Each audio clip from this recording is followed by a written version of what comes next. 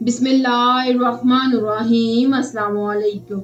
नवासाए रसूल सैयदना इमाम हुसैन फरमाते हैं, मुझे वो घर अच्छा नहीं लगता जिस घर में सकीना और उम्मे रुबाब ना हो। मैदाने करबला से लेकर शाम तक कोई ऐसा जुल्म ना था जो प्यारी सकीना ने ना सहा हो। और 4 साल की बच्ची को सैयदा ज़ैनब के हवाले कर देते हैं इमाम हुसैन।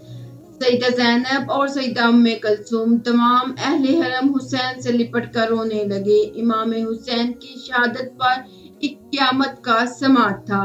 बिलाखिर इमाम हुसैन अपने घोड़े पर सवार हुए। यजीदी फौज में ये हिम्मत न थी कि वो आपका मुकाबला कर सके। यजीदी फौज आप से 10 मील दूर होकर तीरों की बरसात करते हैं। तीर लगने से आपका जिस्म जख्मों से चूर चूर हो जाता है।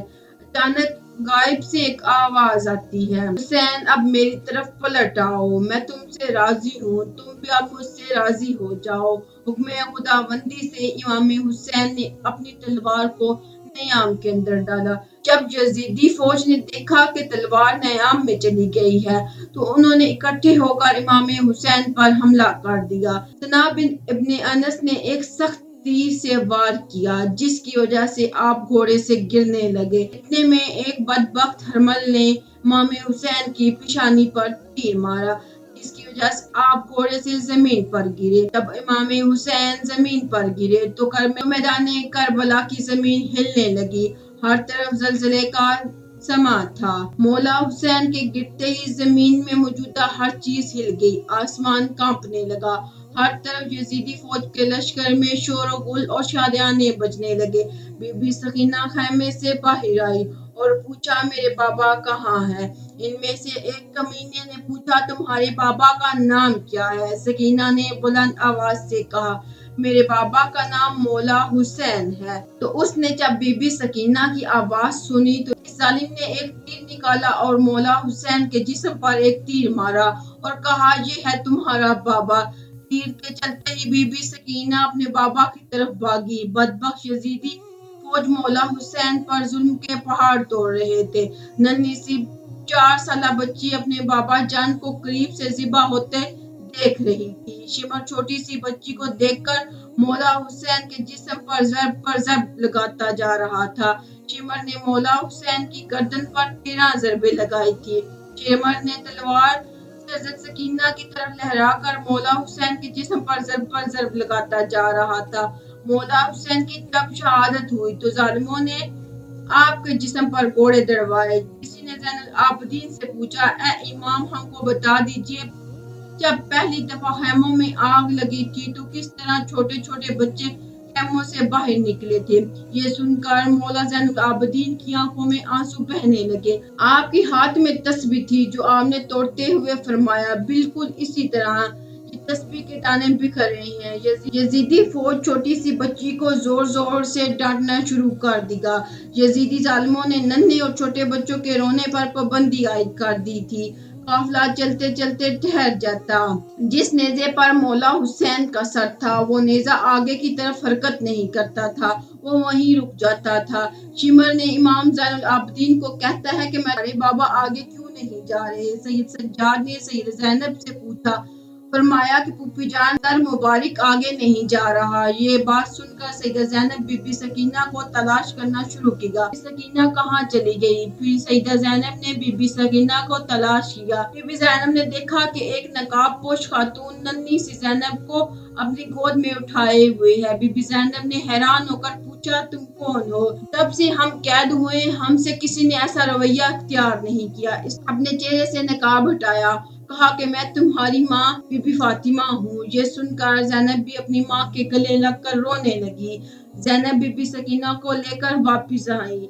यहाँ कुछ रवायात में है, जब शिमर को पता चला कि काफिला बीबी सकीना की वजह से रुका था तो इसने एक कोड़ा शहजादी बीबी सकीना को एक सजा के तौर पर मारा। शिमर कमीने ने 4 साल की बच्ची के हाथ बांधकर ऊंट की पुश्त पर बिठा दिया और कहने लगा, मुझे इनाम हासिल करने के लिए यजीद के दरबार में जल्द से जल्द जाना है। मैंने ही मौला हुसैन का सर कलम किया है, मैंने ही मौला हुसैन को शहीद किया है। जब शिमर सारे काफिले को लेकर यजीद के दरबार में पहुंचा, اس نے کہا پیچھے کون ہے؟ یزیدی فوج نے کہا یہ علی کی بیٹیاں ہیں۔ پھر یزید نے پوچھا یہ چھوٹی سی بچی کون ہے؟ یزید کو کسی کمینے نے کہا یہ بی بی سکینہ ہے، یہ مولا حسین کی بیٹی ہے۔ سکینہ دربار یزید میں اس طرح کھڑی تھی کہ دربار یزید میں کھڑی سکینہ نے پاؤں اس طرح رکھے تھے کہ ایک پاؤں اوپر ہوتا تو دوسرا نیچے ہو جاتا، دوسرا اوپر ہوتا تو پہلا نیچے آ جاتا۔ بی بی سکینہ کو اس حالت میں دیکھ کر یزید نے پوچھا تم اس طرح کیوں کھڑی ہو؟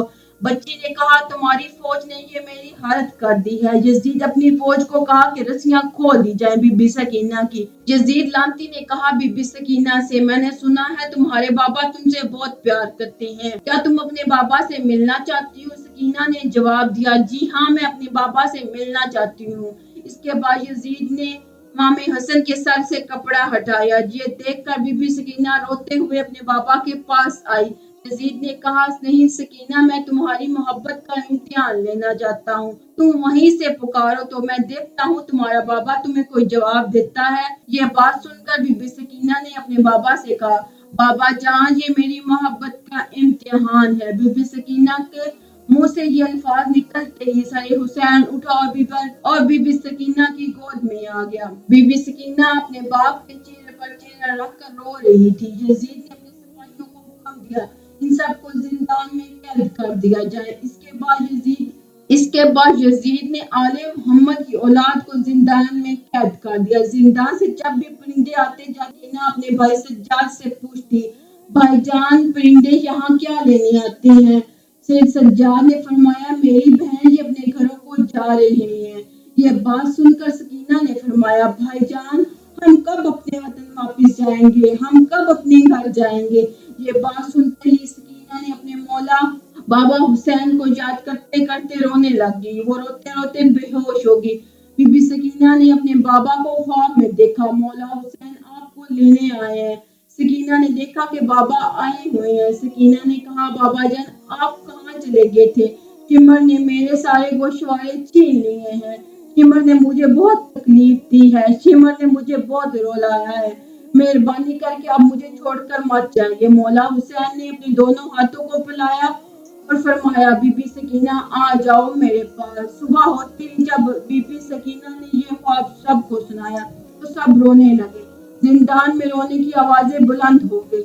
یزید سو رہا تھا۔ جب یزید نے یہ آوازیں سنی تو سپاہیوں سے پوچھا یہ کیسی آوازیں ہیں؟ یزیدی فوج نے کہا کہ لگتا ہے وہ حسین کو یاد کر کے رو رہے ہیں۔